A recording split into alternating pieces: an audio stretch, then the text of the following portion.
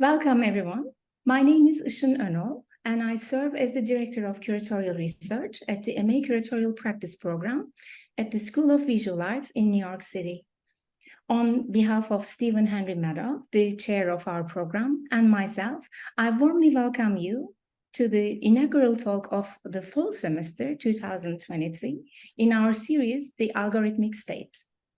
Monthly, we are honored to bring you thought-provoking dialogues from distinguished, critically minded professionals in the artistic and cultural domain.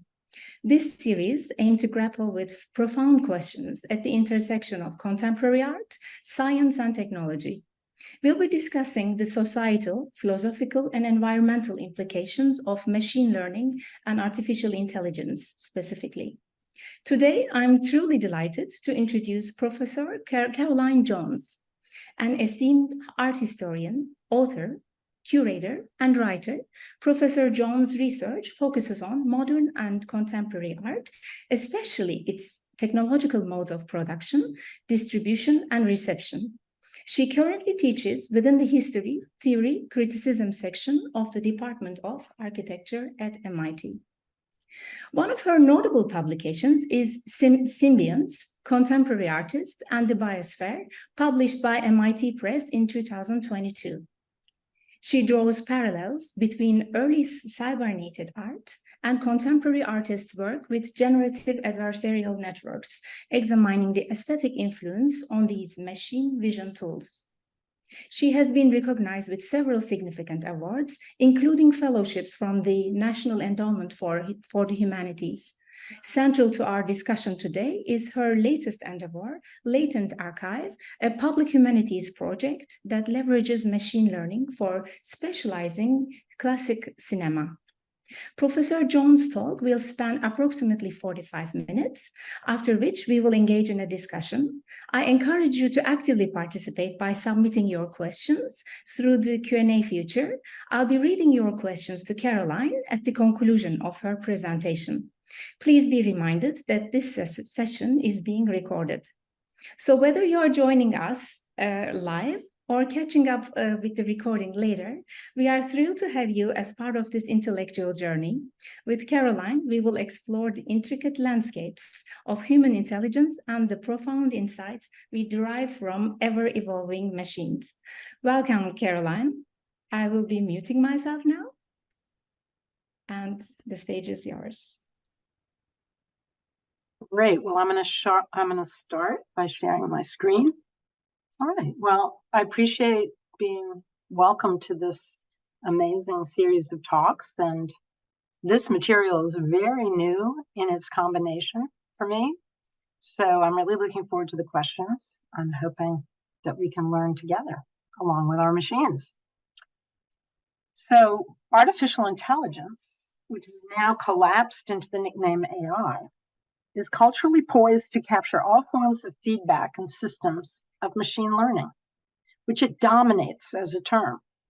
Linked to that capture is a claim for the creative capacity of this, quote, intelligence, whether in collaboration with artists or as an autonomously acting singularity that is both welcomed and feared, without much evidence that such a state of machine autonomy has actually been achieved.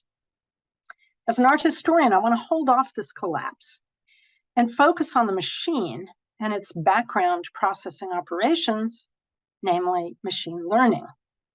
This is, put simply, an algorithmic form of feedback by which the computer program produces its own algorithms in pursuit of a prompt and in relation to a training set. Complex so-called neural nets are now part of this processing, here visualized by a generous human who calls herself or himself Dancing Philosopher. Offered on Wikimedia, this graphic illustrates the currently ascendant form of machine learning, by which the computer creates many, many layers and subroutines to discover its own algorithms pertinent to a given data set and a prompt. Now, AI was not very inspiring to artists until generative antagonistic networks and neural nets came along. This history is useful to us because artists want control over image generation, and there's an inherent tension in the claims for automated image production that computer scientists make. I take this to be a definite background anxiety conditioning this series at the School of Visual Arts, but we can talk about that later. Now, the GIF on the top mystifies neural net programs into a kind of cosmic twinkle, where the GIF on the bottom attempts to really explain to us the way layers of subroutines sift entirely human files to select those aligned most closely with the prompt. Now, we'll get to the fact that in the generative antagonistic routines, those human files are addled by completely simulated ones, and that is the whole point of that process. So as artists of merit take up these tools, we hope they can counteract the breathless claims for what we're now stuck with, a fully corporatized brand of machine learning. Massive tech firms have spent the last few decades scraping our data and our creative productions, privatizing these as their own assets. They won't share their training sets, and they want to give the results back to us as the purported intelligence of their hidden machines. I'm talking about ChatGPT, DALL-E, etc. Now, the most important factor in understanding neural nets is the all-important weighting of the connections. This is how they perform the hidden layers of their optimization function. Put mathematically, quote, the incoming data to be labeled needs to follow the same rules as the existing data. For this, the machine has to learn the labeling rule from the starting data, but it is not necessarily a linear function, end quote. The weighting is thus the key aspect of how machines are taken to emulate the biological synapse. The initial algorithm is programmed with reinforcements that reward closer narratives, closer visual answers as more heavily favored than the nebulous or the fake ones. Now, obviously, these protocols in silicon are only notionally related to the complex chemistry of an actual mammalian neuron, within which synaptic reinforcements happen through time, in chemical exchanges, and in interaction with stimulus from an environment. This is obviously key to the fire together, wire together hypothesis that itself vexingly takes up the metaphor of wiring for a fleshy, mushy human brain. It's clearly impossible to keep these metaphors in their place, but I find history very clarifying when there's so much hype in the air. In this talk, I'll discuss precursors to AI and the discourse and artistic practices around cybernetics and systems art. The prefix cyber, in particular, confirming the desire for a crisp signifier of the tangled relations between humans and machines. The work of cybernetically inclined artists that I want to talk about solicit the emergent behaviors of life and entanglement that elude AI in its current condition. I'll do a bit of historicizing about where the phrase artificial intelligence comes from. Then I'll offer a rough review of the shift from male cybernetic and systems artists of the 60s, briefly touching on the kick-ass feminist cyber artists of the 90s, moving on into contemporary artists that expand notions of learning intelligence to the more than human, with a take on contemporary GAN aesthetics. In conclusion, I'll briefly introduce my own foray as a co-PI on a project that utilizes all manner of machine vision and learning programs to convert cinematic time into space, mining the latent archive represented by classic film. So, I've argued that when we use the incendiary phrase artificial intelligence, we should really just be talking about certain forms of feedback, optimization, and machine learning. For certain, we need to pause whenever the word intelligence enters the room, with its toxic racialized past of IQ and brain pan measurements. We inherit the term artificial intelligence from the mathematician John McCarthy. A range of aspirations were codified in this phrase during the Cold War. McCarthy applied the phrase to a then inchoate field of study in a 1955 research proposal to the Rockefeller Foundation. Successful in their application, the men gathered at Dartmouth in Hanover, New Hampshire, that summer of 1956, proposing to examine, quote, aspects of learning or any other feature of intelligence that could be described so precisely as that a machine could be, quote, made to simulate it. how to, quote, make machines use language, form abstractions and concepts, solve kinds of problems now reserved for humans, and improve themselves, unquote, was the ambitious goal. But it's revelatory to come back to this understanding by these august mathematical computer scientists that they were proposing only to simulate learning. Functionality, not exactly intelligence, would be the best their machines could do. Now, this was totally in line with the rather modest goal of Alan Turing in his crucial 1950 paper that introduced the Turing test. Not the ill-posed question, can machines think? But the more tentative and logical, can machines do what we as thinking entities can do? I want to sit with this question of simulation, since it is so far from the hyped up claims for general intelligence, the singularity, and of course, AI apocalypse. The lovable geeks like McCarthy or Ross Ashby, who gave us this phrase, were actually well aware of the difference between our chemically sensitive wetware and the engineered mechanics of, say, a thermostat. As Ashby put it to the Dartmouth group at the time, quote, a simple machine appears to be extraordinary when viewed psychologically. When part of a mechanism is concealed from observation, the behavior of the machine seems remarkable. It's only the cost of programming that produces this hidden layer in what we've inherited from this past as the neural net. We could have programmed an observable, reversible process, but we didn't. So computation has structured concealment, which then produces the aura of magic around an autonomous process called AI. We learned from those close to this history that, quote, artificial intelligence, unquote, was suggested as a phrase to avoid the narrow automata theory, as well as cybernetics, which was by that point seen as too heavily focused on the analog feedback and too associated with Norbert Wiener, about whom more in a minute.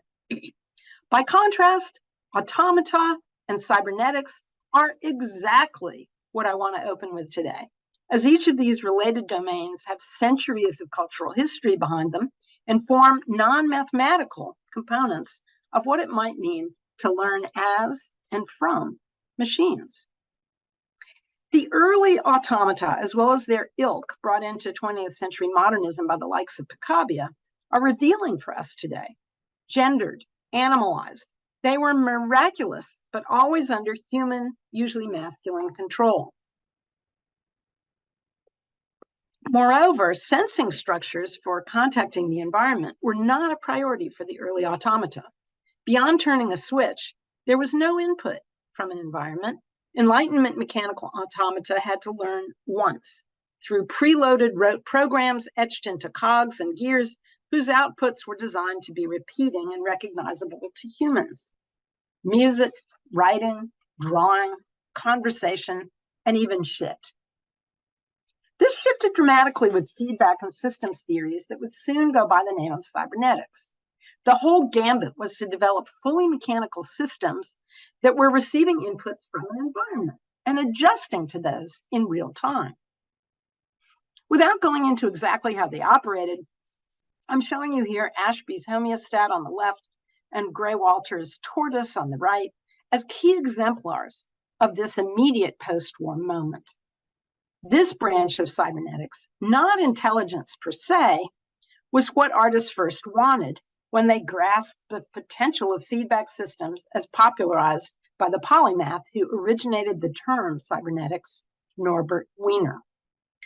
As opposed to the sci-fi fantasies of thinking machines that sophisticated logicians such as Turing were already holding at bay, Wiener was theorizing feedback loops and steering mechanisms that were in fact not very smart, yet might explain everything from a primitive single-cell organism to a complex factory input-output diagram.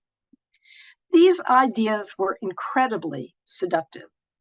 Check out the very modest cover for the math-laden first edition of Cybernetics in 1948, Wiener's popularizing version, The Human Use of Human Beings, Cybernetics and Society from 1950 on the right, and the post-celebrity reprint of Cybernetics featuring Wiener on the cover in 1962. The range of artists who identified themselves with this cybernetic juggernaut in the 50s and 60s, and the feminists who took up Wiener's dystopian troika of command, control, and communication for critique in the 80s and 90s, initially had little access to any kind of thinking machine whatsoever. At first, it was just the tinkering world of those late 40s craft-minded engineers that inspired artists. Those turtles, those homeostats, no great giant brains were in sight. Using breadboards, copper wire, simple switches, and electro sensors called servo mechanisms, artists followed cyberneticians and made sculptures and environments that simulated interactive sentience, analog movements and interfaces that had more to do with instinctive drives and post-war sexual politics than it did with the automation of knowledge production or creativity, as those critiques from cyber feminists of the 90s made clear. Now obscured by an ideology of free-floating intelligence untethered by either hardware or flesh, AI has forgotten the early days of cybernetics uptake by artists. Those efforts are worth revisiting, in my argument. They modeled relations with what the French philosophers Gilles Deleuze and Félix Guattari have called the machinic phylum in our physical, material, emotionally stimulating, and signaling world. Cybernetics, Wiener's coinage building on the Greek word kyber for steersman, claimed post-war newness for concepts that were easily 4 centuries old. Systems thinking had already engaged notions of feedback, machine damping, biological homeostasis, and logical calculation that had been around since the Enlightenment, boosted by the Industrial Revolution. From Condiac's extreme Lockean rationalism to Leibniz's mystical calculus, systems are nothing new. The lineage would also include Descartes, Sadi Carnot, Clausius, Maxwell, and of course, James Watt's steam engine governor. The gubernator already being a variant of the Greek steersman that Wiener also took for his cyber coinage. These notions came down to Wiener in the midst of military research in World War II, when steering meant aircraft, no longer steam engines. Specifically, how to automate communication between machine gunners and their pilots, interpolating a machine process to speed up, anticipate, and make accurate the targeting of death. In parallel with the systems, the cultural uptake of cybernetics and systems, there's a definite spike in systems thinking that begins shortly after cybernetics takes off in the 1950s. A harvest from Wikipedia on systems theory shows an intense burst in the post-war epoch, accelerated by the Macy conferences that eventually spawned second-order cybernetics. But if systems and cybernetics were once tightly coupled, I've written elsewhere about how they began to slide apart as the 60s rolled around. Even as Wiener becomes a celebrity, his work begins to seem too close to the military-industrial complex and the servo mechanisms of mechanics, while a biologist such as Ludwig Bertalanffy and his general systems theory seemed welcoming to the open systems of life on the planet. Likewise, systems embrace dynamical flux and organicism versus cybernetics' remnant aura of military command and control.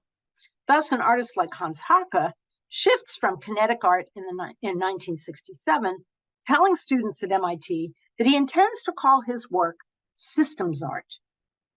This was a pivotal moment for Haacke in his determination to remove the human from the work of art, featuring at the time only natural systems such as condensation or plant growth. By 1972, his real-time systems would take on the pollution of the Rhine by humans and industry, which he mapped in a booklet, brought into the gallery, purified on site in a suite of charcoal-stuffed carboys, piped out to fish in a tank, and finally drained out to the garden behind the museum. Haacke's turn from kinetics to systems around 1968 can serve as a high water mark of the diffusion of both cybernetics and systems as terms of art. In that single year of 1968, Margaret Mead suggested to the Macy conferences that the proper course of systems theory was to perform a, quote, cybernetics of cybernetics. giving second-order cybernetics its remit. Even as Haacke documents the real-world, real-time systems art he unleashes in New York and its rivers. The Howard Wise Gallery, where Haacke showed that very year, also opened a show of Wenying-sized cybernetic sculpture in Midtown Manhattan, even as Polish-born emigre Jascha Reichardt's exhibition Cybernetic Serendipity opened in London's ICA. The 2 decades between 1948, when Wiener first nominated cybernetics, 1956, when artificial intelligence was coined to hold it at bay, and this 68 efflorescence of systems and what Nam June Paik called cybernated art, is a measure both of the percolation of feedback, natural systems, and machine learning into a broader culture, but also the maturation of computation machines themselves. However, the availability of cybernetic components far preceded computers as such. In the slide you've been staring at, we see art world assemblies of sensor organs, electronic eyes, motion sensors, microphones, and effector organs, electronic breadboards, switches, lights, hydraulics, pneumatics. These things were entering art world settings, sidelining the fantasized electronic brain in favor of the kit of parts for sensing and acting in the world. Reichardt proudly announced in her exhibition that no visitor, unless he reads all the notes relating to all the works, will know whether he's looking at something made by an artist, engineer, mathematician, or architect. So the comically dysfunctional robot by Nam June Paik featured on the catalog's cover would face off against a balletic colloquy of mobiles from second-order cybernetician Gordon Pask, who did not self-identify as an artist. These robo-babes would be joined by another comically sexualized radio-controlled robot by slightly outsider artist Bruce Lacey, otherwise known as, this robot is known as Rosa Bosom, with a definite allusion to Duchamp. So we are back to the gendered automata of the Enlightenment, but with a cybernetic difference, at least in the fascinating instance of Gordon Pask. In the assembly he made with collaborators for Reichardt's exhibition, a spindly male apparatus of hinges and rods was set up to communicate with the bulbous female fiberglass entities nearby, the latter form seeming to adapt both the Duchampian brides to the androgynous vocabulary of Bauhausler Oscar Schemmer's 20s triadic ballet, but to much more voluptuous effect. As Pask explained, quote, "The mobiles are of 2 sorts. As a whimsy, we have called one sort male, the other sort female. Whereas males compete among themselves, and so do females, a male may cooperate with a female and vice versa, for one possesses programs that are not in the repertoire of the other, and jointly, a male and female pair can achieve more than both individuals in isolation," end quote. So what are these functions? The male could shine light, but not on its periphery, where the female, who couldn't shine light, could reflect it back to a male. I want to point out that what seems to us as the visionary aesthetic here was designed by Duchamp-savvy theater artist and choreographer Yolanda Sonnabend. Pask, an engineer, instigated this gender theater, but was not responsible for its gorgeous forms. While not explicitly directed to enact with humans, the mobiles signaling to each other, Pask surmised, would encourage the viewer to explore the piece, quote, to learn about it, to form a hierarchy of concepts that revert to it. In a sense, it makes him participate in, or at any rate, see himself reflected in, the environment. Whether anyone would take the time to reflect on this environment's truly reactionary gender politics is an open question. The key phrase I'd like to emphasize for today is that the viewer will, quote, see himself in the environment. Pask, a card-carrying cybernetician, is participating in an emerging culture of art world participation and immersion. Already evident on the continent in uptakes of happenings in Fluxus event culture, London itself would feature heavily participatory installations such as Brazilian Elio Huiticica's Whitechapel Eden installation in '69 and US sculptor Robert Morris at the Tate in 1971. Crucially, however, Few of these participatory art world structures would place the viewer inside an environment fully mediated by technology, much less the high-tech discourses of computation or feedback devices, as had PASC. But look at what Hans Haacke had already launched in New York in '68, his photoelectric viewer-controlled coordinate system. Resonating across the ocean with cybernetic serendipity's new paradigm of techno-immersion. Viewers would be tasked with figuring out just what the triggers for behavior might be in this responsive technical surround. I point out that in such a process, viewers become cybernetic organisms, cyborgs. This turning point becomes clear when we examine a lost artwork that constituted a legendary instance of emergent behavior by artist-engineer Edward Inatowicz, a Sennster from 1970. Commissioned by the Philips Corporation for their headquarters in Eindhoven, the Sennster was, by one account, one of the first computer-controlled interactive robotic works of art. But I question just how much computation had to do with this. Key to its uncanny success was Inatowicz's programming of the 15-foot-long hydraulic apparatus with hinges and appearances inspired by a lobster claw to convey shyness in its responses to human interaction. The Sennster's sound channels and motion devices were designed to recoil at loud noises and sudden aggressive movements. Only those humans willing to speak softly and modulate their actions were rewarded by Sennster's quiet, inquisitive approach. As Yasir Reichart observed, it is as if the behavior were more important than appearance in making us feel that something is alive, an intuition that became uncanny for Inatowicz himself after he coughed when completing the program of the machine, which solicitously leaned over toward him as if to check on his health. Remember, this uncanny effect of lively attentiveness was achieved mostly without computers. We are still largely in the land of cybernetic servo mechanisms.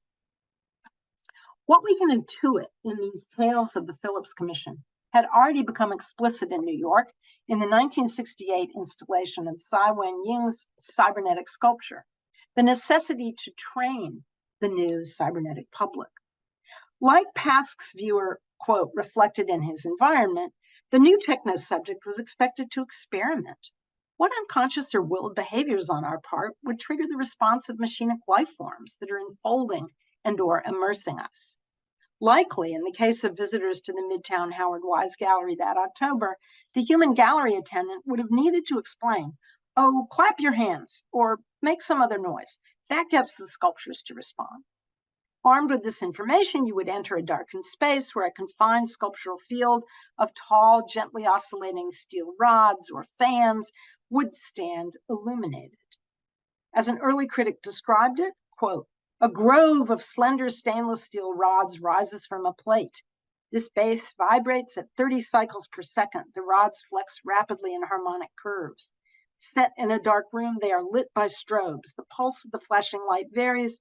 They are connected to sound and proximity sensors. The result is that when one approaches a Tsai or makes a noise in its vicinity, the thing responds. The rods appear to move. There is a shimmering, a flashing, an eerie ballet of metal whose apparent movements range from stillness to jittering and back to a slow, indescribably sensuous undulation, end quote. Like Sennster, the effective response here evoked behaviors indicative of life. In Tsai's work, the emergent behaviors were often classed as vegetal or aquatic. Sea anemones were often mentioned. Not surprisingly, theorizer of the vampire squid, Willem Flusse, was very keen on these works and their gentle, unpredictable behaviors. Key to my argument is the environmental quality of this experience. As Georgi Kapish would muse, quote, to see his work in an exhibition, one discovers soon enough that the term exhibition does not fit anymore. These dazzling pure lines transform the space and make you a part of it. Interestingly, these sculptors, all but PASC, were immigrants. Tsai, Ignatowicz, Haka, Peck. They took up the tools of cybernetics and systems because these hip international discourses also offered a way to merge the separate histories of automata and kinetic art for a future of interactivity.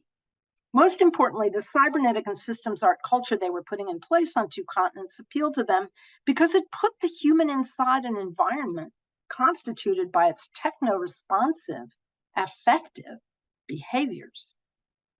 As an early commentator on Tsai's cybernetic sculptures put it, the ecology of these organisms demands not only electric power, but also the presence in their environment of a different species, the human participant.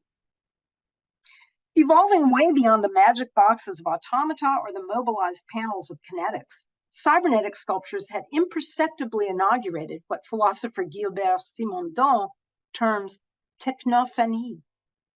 Like theophany, the ecstatic becoming visible of the deity, technophany inaugurates the perfect manifestation of the technological human relation, implicitly in positive, even beatific forms. This is a strong contestation of the claim by transmedia theorists such as Janet Murray that only immersive XR can produce such relations. In my account, technophany happens in art that grasps how the cybernetic technosphere now fully surrounds and suffuses our cyborg world. This is how I want to understand the possibility for a prehistory of our present, how this uncritical, largely masculine set of immersive systems and cybernetic theophanies in the late 60s could set up a technosphere that could later fuel the radical critical cohort of astonishing cyborg feminists emerging in the 1990s. As I've examined elsewhere, these were definite critics of the military roots of Wiener's cybernetics, and yet they drew explicitly on cybernetic theories to emplace us in the definitive reality of what Peck has called cybernated life. With a nod to Donna Haraway's 1984 Cyborg Manifesto, women artists emerged on the scene to induce the technophanic as a cautionary, critical space of confrontation. Whether Lynn Hirschman Leeson's altogether cautionary Dolly clone series of twin surveillant dolls, Cyber Roberta and Tilly the telerobotic doll, or Judith Berry's abject androgynous entity looming over us in Imagination Dead Imagine, these were figures of dread and malaise. Far from shining a reflected light on their more active male counterparts, these avatars work their technospheres with the professionalism of burlesque. And like the burlesque, they wink and fold us into consciousness of our voyeuristic position.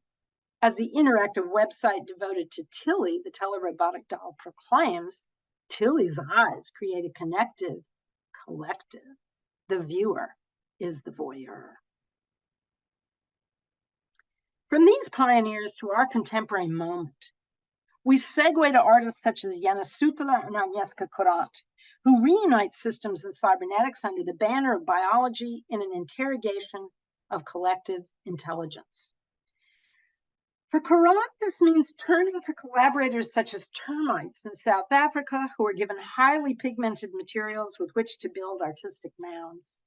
For Sutala, it means working with machine languages to decode bacterial communication. Both artists are good to think with, pushing me, in any case, to engage with theories of information and machine intelligence by expanding to the more than human. Kurant both wants the term of artificial intelligence, but also wants to reject its positivist presumptions. Sutala questions something like intelligence all the way down. Who gets to have it? And is even the much vaunted human intelligence comprised of equal parts bacteria in our gut brains and gray matter in our cranium? I too have emphasized the view that what matters in the hunt for artificial intelligence is to understand its heavily laden cultural baggage. Unlike the phrase machine learning, intelligence as a word is encumbered by decades of racialized white supremacist fantasies that can't be easily swept away by computation's construction of intelligence as the sum of, quote, mathematical statements and the explicitly stated rules for their transformation, unquote. Okay, that might be modest, but the word intelligence definitely is not. Most importantly, rules for information processing, transformation, and action do not yet function to achieve the qualia of embodied cognition in the world, which we can reserve for the creative, ongoing, and improvisational adaptation to enveloping Earth systems on which life depends. In a work such as AAI Systems Negative from 2016, Courant questions the hive mindlessness of computation with an artificial intelligence, namely the collective intelligence of the termite mound. These works are negatives of the mound, which in the field result from thousands of impulsions by individual tiny termites to daub mud, pulp, and fecal glue in bucket brigades of worker drones that build the large mound. Such works help us question the conflation of mechanical tools and human prostheses, whether programmed or brute, asking whether intelligence might actually engage ecological cues and biological cognitive systems not available to silicon substitutes.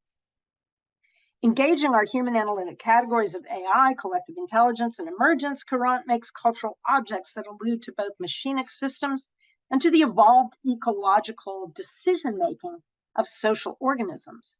Here, termites in their towering tectonic mounds. In my writing on Courant, I question the cyber fantasies of the hive mind and plump instead for the deeply symbiotic and ecological functioning of these entangled symbionts, within whose environments autopoiesis and emergence enact a kind of recursive negentropy. Okay, that sentence packed a wallop. I'll unpack it later.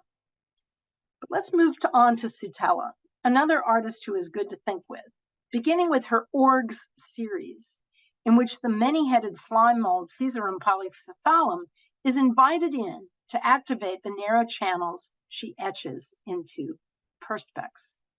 Also called the social amoeba, this animate, creeping, acellular creature moves through a work such as this one, Hierarchy to Holarchy, to redraw the sculpture with its own brainless, creeping cognition. Here, rectangular conduits of Western capitalism and corporate managerial wiring diagrams are replaced with ellipses that overlap and interpenetrate, expressing a more fluid circulation pattern that the slime mold occupies, as vertical hierarchy gives way to planar holarchy. In a partnered work, Minakata Mandala, that we were able to show recently at MIT, Sutella etches the maze from a 1909 sketch by Japanese mycologist Minakata Kumagusu, showing a mandala within which slime molds and humans are situated as mere specks in a cosmos we must accept as unknowable. The sculpture needs dark reddish light for the plasmodium to thrive. Minakata, praised as a scientist of queer nature, is one of Sutella's heroes. He found the fungal molds, mushrooms, slimes, and social amoebae he studied inspiring in their polysexed ubiquity. His mandala situated what this queer botany had taught him about what we can know and what we cannot know in a universe of engi, dependent co-arising. Sutella studied these ideas closely in the Minakata archives. In her collaborative relationships with P. polycephalum, Sutella helps it eat and also eats it, at least performatively. Quote, ingesting the slime mold, also known as a natural computer, as a form of artificial intelligence, letting its hive-like behavior program my own or letting it speak through me in performances, end quote. In place of the black box of read-write systems, Sutella interrogates the open meshwork of feedback, interspecies communion, and unpredictable exchange. These artists take up collective intelligence in part to destabilize the pseudo-human kind that we're imputing to machines.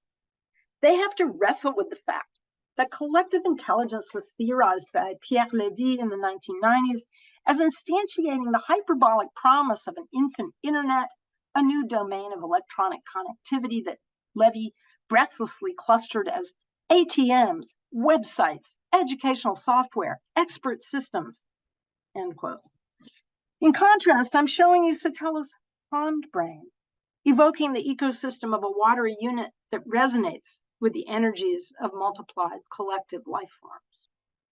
This has almost nothing to do with the philosophy crafted by Levy, in which brave and creative humans, always autonomous and heroic, would collectivize and amplify their individual intelligence via proselytized techno-human brains. But I note that even Levy did not imagine the machinic operating intelligently without us. The claim for AI in the present leads Courant and Sutala in the opposite direction. Like the cyber feminists before them, their critical take celebrates the non-machinic in collaboration with the technophanies we've already produced. As in her Vermi Sibyl, a composter, in which the munchings and movements of earthworms and bacteria become interpreted by computational algorithms to produce a more than human oracle. These contemporary artists celebrate forms of collective and collaborative intelligence that are based on entanglement and divination, rather than individuation and singularity. What this detour into more than human shows us is that the capaciousness of all these terms, artificial, collective, intelligence, and their long cultivation in culture requires that they be critically updated for the present we need, excavated from their haunted past. Now, I should probably speed up. I want to turn to the aesthetics of the generative algorithms and the generative adversarial network, nicknamed the GAN. This huge milestone in machine learning was an idea hatched by a Montreal graduate student named Ian Goodfellow, now working for Google Brain in Silicon Valley. Neural networks are crucial to this development, so we have to return to where we began. These are algorithms, yes, but those chains of binary programs are, quote, loosely modeled on the web of neurons in the human brain. Goodfellow's idea was to pit two of these neural nets against each other, right? It's explained by the MIT Tech Review with a telling artistic metaphor. Quote, the rivalry between the two neural nets mimics the back and forth between a picture forger and an art detective who repeatedly try to outwit one another. Both networks are trained on the same data set. The first one, known as the generator, is charged with producing artificial outputs that are as realistic as possible. The second, known as the discriminator, compares these simulations with genuine images from the original data set and tries to determine which are real and which are fake. Now, this was the chart of this process sent to me by the artist Matthew Ritchie, whom you're seeing in the background here. Ritchie has taken a deep dive into the GAN and created several works of opera, of drawing and printing machines. I'm going to play very quickly a little tiny trailer of his work.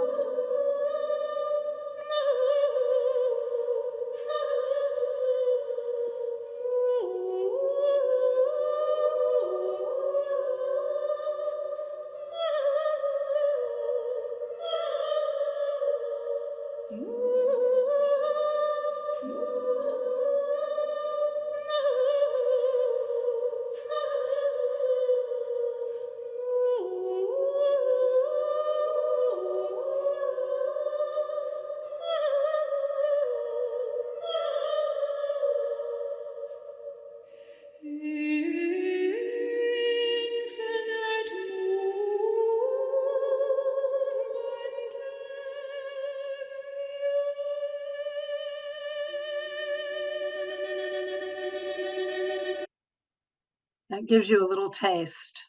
And now I want to move on. All right. So meanwhile, while artists are doing beautiful, creative things like that, NVIDIA is offering us, with their GANs, AI celebrities. So if scientists have hidden the processes by which the GAN AI process generates images, this is not to say that the results are not thoroughly human. The AI-generated celebrities produced by NVIDIA are interesting only because we can intuit backwards what categories and demographics are loaded into the training set. Latin hotties, icy white blondes, leading men, acceptably aged leading men, right?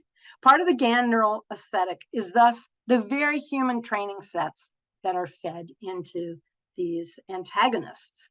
In the case of the GANs used by Ritchie, machine vision processes scan and compare thousands to millions of human-made images, programmed with constraints that favor predefined categories, such as edges and flowers, and impute costs to others, say buildings or animals. Then the adversarial programs are brought in, the generator and the discriminator, right? So there's an already existing training set that is quite distinct. The screen grab here shows that Ritchie is very much in charge of the continuous buff palette and translucent layering of these pixel fields. As the GAN grinds away, humans can always stop the program to return their own made-up images to the GAN as data in a new training set.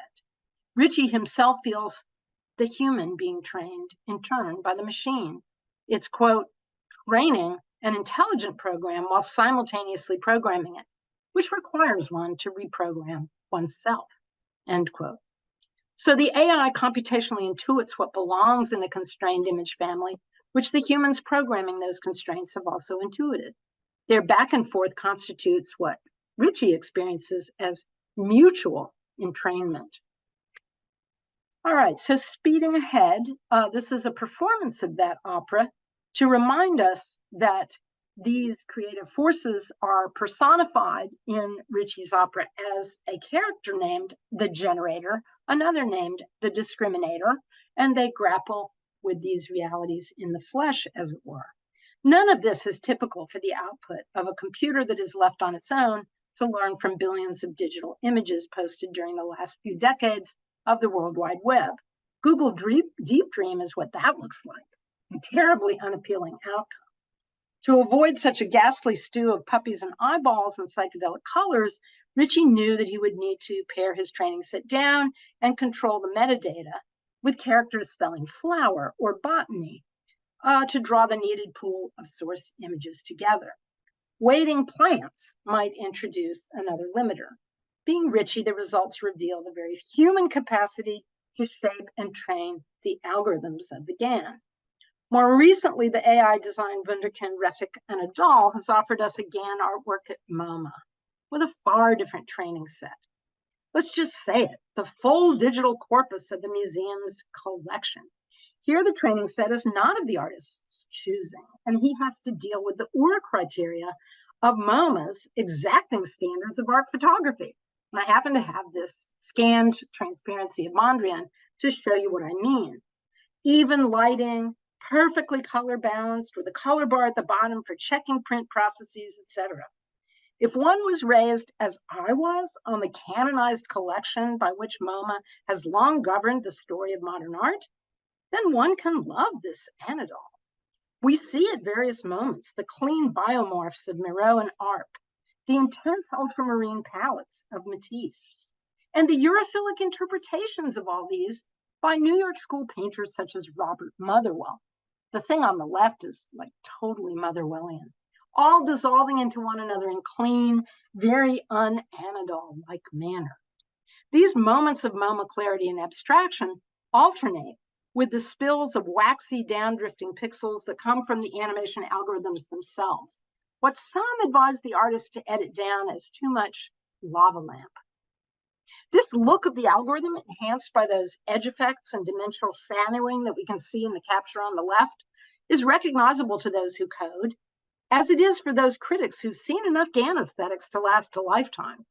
But for visitors who've yet to see much AI-addled art, the, quote, blobby and chaotic pouring of these algorithmic sequences has to be accepted for what Anadol constantly describes it as, machinic hallucinations, or dreams, or unconscious. If a critic writes of these as woozy, semi-random, art-like visual outputs with wispy, unresolved edges, then we're capturing something of the algorithmic uncertainty. Is the image fake? Is the image real? Only the human can judge the output of this program. The machine is trying to learn. But let us reject the categories of mind that Anadol insists on applying. Unconsciousness, hallucination, dreaming. These are not available to our silicon friends. How should we understand the insane pulsing of the GAN-generated artwork, which these GIFs that are out there exaggerate and speed up? It's actually a slower pulse with a consistent rhythm that feels biological, the pacing of breath or heartbeats. Like water in a large bowl that's always gently sloshing back and forth, the GAN aesthetic does seem dreamy in its undulations, but this is because we've programmed these outputs to human visual affordances. Ritchie anticipates these associations in his libretto, quote, "Our story ends in the world being flooded, drowned in images, in information." The rhythm we experience is not precisely computational. From the algorithm's perspective, transformations are linear and smooth, pixel by pixel. It's our own perceptual apparatus that yields the sensation of this wave-like lapping in the Bilderflut. Not yet studied by perception scientists that I know of, perhaps the cadence is related to the saccadic nature of human vision and the specific speed of neuronal processing in our meat machine brains. We scan, we sift, and we search for faces or semiotic signs in the configuration of dots and dashes in the visual field. Okay, I need to wrap this up so we have time for questions. In the final section of this talk, I want to briefly introduce the Latent Archive, a Phase 1 digital humanities project on which I was privileged to be the co-PI with my colleague, Dr. Shadi Zaman, computational designer, and at the time, director of the MIT Virtual Experience Design Lab. To be absolutely explicit, I do not know code. My role was as a media theorist and interpreter of the results, that perceptual apparatus I was talking about. Perhaps we could say Zaman was the generator and I the discriminator. In any case, we marshaled a large suite of public access machine vision programs to comprise a machine learning tool set that can take the durational information from cinema and convert it into spatial information for navigation, analysis, and creativity. And I'm just going to forego my paper and just tell you, we started out with the City Symphony films, found out that they were too modernist, made by photographers, still tripod shots of movements in the city that involved no parallax information. We could not use them for what we intended. The photogrammatic proposition relies on taking spatial information from a variety of sequences that are set and recorded the same profilmic reality. So here's what we ended up with as our corpus. And I want to particularly touch on the touch of evil, particularly the very famous first 3 minutes in which the perpetrator plants a bomb in a car, races past this camera view, and we're all like, what's going on, what's going on? Okay, so it goes by very, very quickly.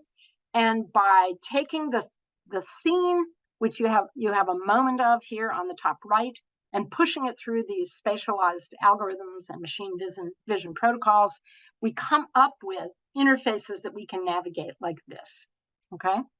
And, you know, I just want to emphasize that you don't see these views in the frame, but the spatialized interface allows you to fully enjoy Orson Welles' comprehensive cinematography and planning and subliminal cues and all the rest.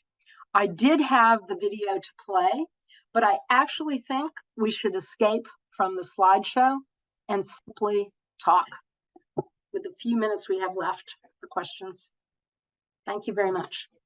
Thank you very much, Caroline, for this intensive yet informative journey from the 1940s to today, and reintroducing also all these the terminology, reminding us through cybernetics, the cyborgs as well, and what you call cybernated art, and also giving all those examples from cyber feminist positions, also from the racial, gender-based, etc., critical positions. And it was altogether a very intensive yet very informative, brilliant journey. Thank you very much. I'd like to go back to the notion of intelligence again, because this is what you're also highly critical of. And the terminology, which is interesting, such as, some of the terminology you also mentioned, such as consciousness, unconsciousness, dreams, hallucinations, etc. All these things, when we think about machines versus humans, it's an interesting comparison because if anything, machines do it in a much larger field than our brains imagine of, but the complexity of them yet, like how dreams are so complex, what subconscious and unconscious is, consciousnesses, etc. All these big terms are being used. So I'd like to come back to your first definition of the notion of machine learning, what the machines are learning and what we are learning from them. This very main question that you started your talk, and a little bit focus on, once again, what the notion of intelligence in this matter today is in the new world of the GANs, as you mentioned, and also the large language models that are capable of doing many things that actually indicate a form of intelligence now. So I'd like you to little bit touch upon those notions if you can. Well, I reject those as intelligent. I mean, it's a very polemical position.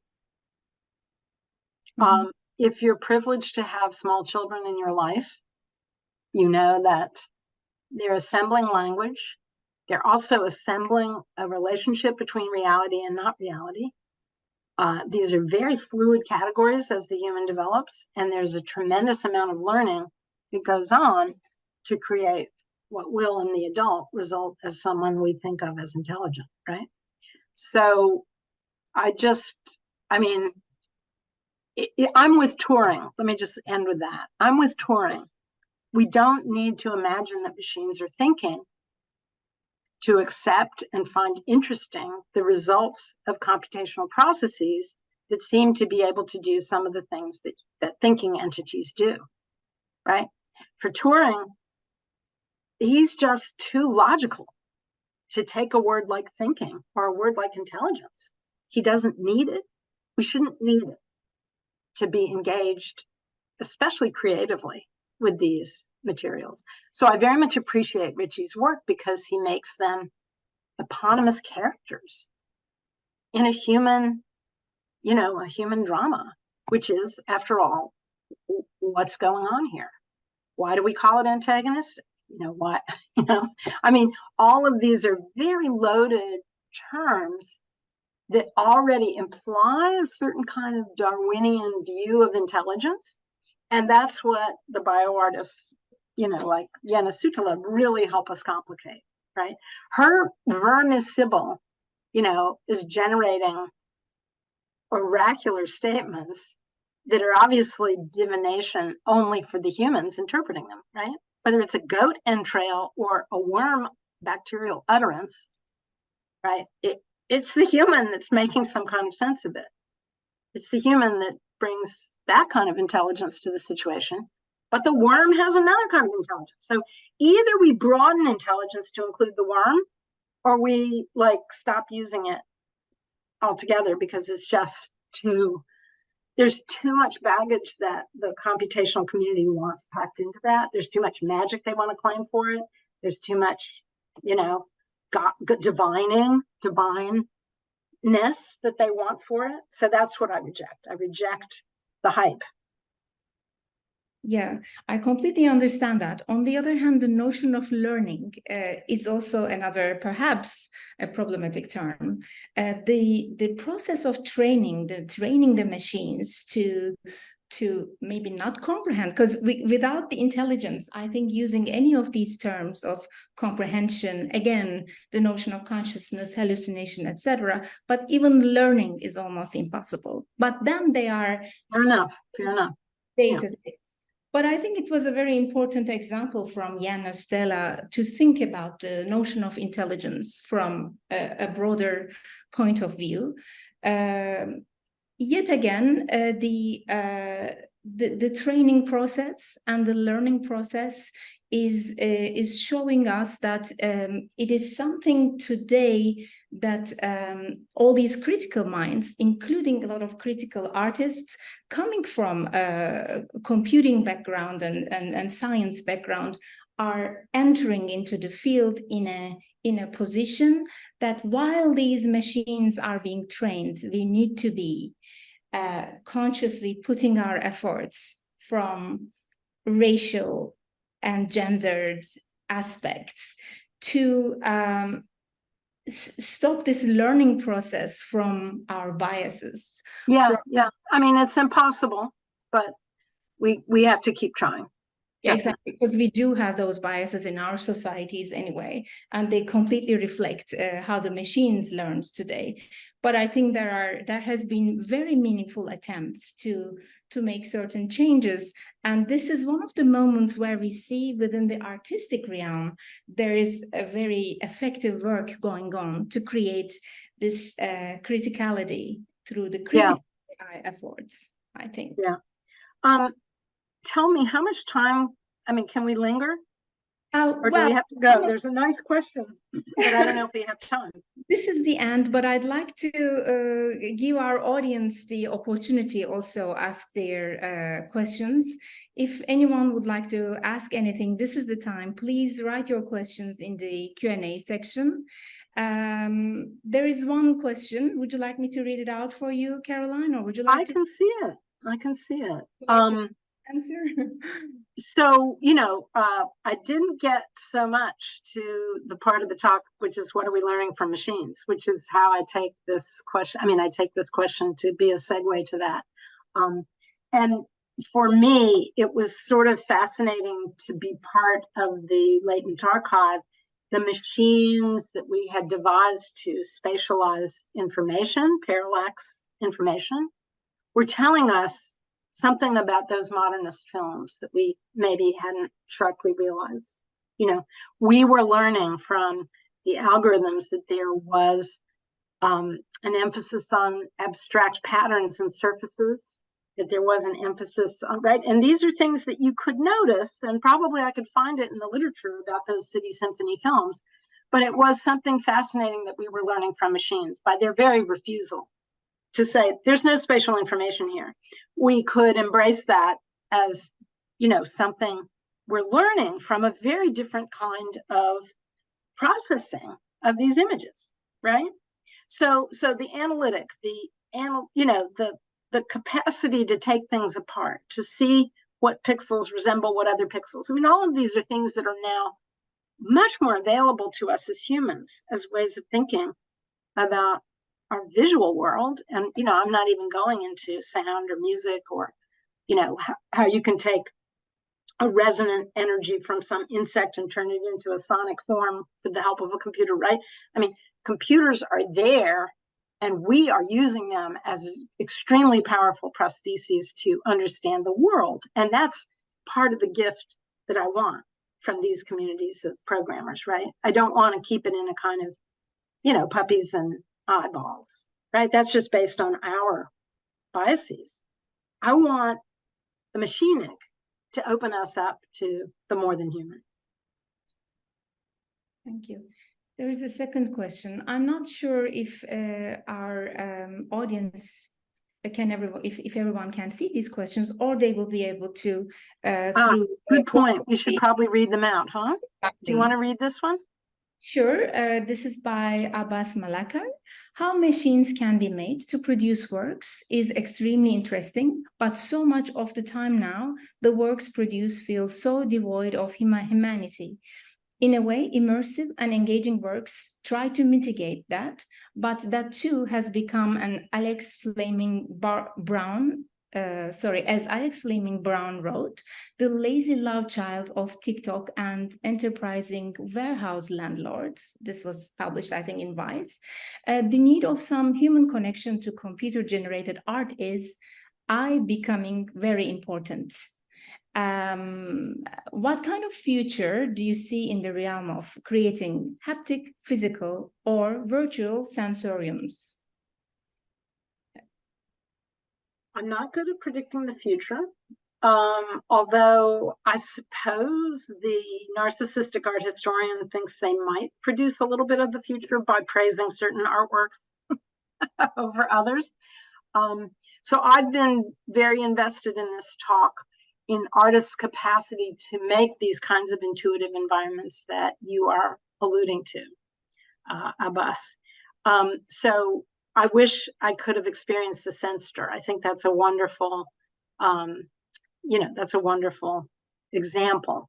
I think size, cybernetic, immersive, reactive sculptures are another example. And I think those can be rebuilt and re-experienced.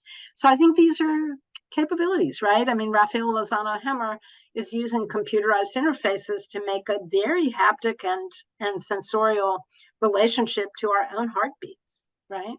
In a kind of immersive surround. So I think this trend is there, the capacities are there, and frankly, once we all get over the look of the GAN and isn't the algorithm cool and the lava lamp and all that, once we get tired of that, then we can move on to more thoughtful conceptual projects with the help of our machines. Thank you. I think we have yet another question by Savaş Boyraz. To follow up from intelligence discussion, in the same way, don't we also redefine what machine is?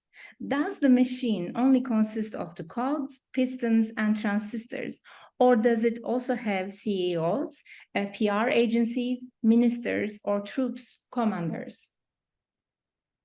I love the question. I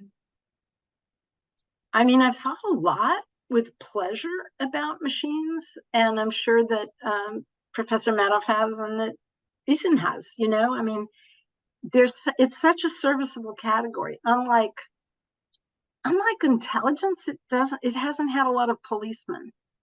It hasn't had a lot of policemen saying that's not a machine. Stop calling that a machine. I mean, think about Dadaism. I mean, what an incredibly rich interrogation of the machine. I mean, those machines had sex. They had, progeny. The camera was born, from a machinic coupling, right? So that, I don't know if they have CEOs. I mean, yeah, they have a governor. You know what I mean? I mean, like our language and our concepts of hierarchy and power certainly penetrate the design of machines, but we're also that kind of tool using species. And, if I want, I can call this a machine. If I want, I can call this a machine for vision. It has hinges. I don't know. So I think the capacity of machine as a word and as a concept is a little more capacious, but I've no doubt that the questioner is correct, that we need to do all that work. Interesting machina, is about getting things done. It's about doing things in the world. It's about acting in the world. And I think a lot of what bothers me about the AI hype is that it's, first of all, the crap with cyber currency and NFTs is literally draining electricity out of entire towns in Texas. You know what I mean? Like people are dying of the heat because the server farm has prioritized its own grab on the electric grid. I mean, this is mystified in the AI chatter. This is mystified by ideologies like the cloud. We need to start feeling the haptic cost of this virtuality and engaging indeed with the machina, with what is being done in the world. Thank you, Caroline. I think this is a good point also to stop. Also, we are a little bit running out of the time, but this was a good beginning to open up all this discussion, because we will be engaging many of these questions with individuals from very critical positions who are producing meaningful work in the field, not only artistically, but also conceptually and philosophically. So in a lot of discussions, I think we will be referring to this talk as well. So thank you very much for opening up all these discussions with us and being with us today. I also would like to thank to all the participants here, all the audience, although we can't see you. Thank you very much for your time and being with us today. And please follow our events through the Eventbrite, and we will be monthly delivering exciting talks on this topic. Thank you very much. Thank you all. Love the questions.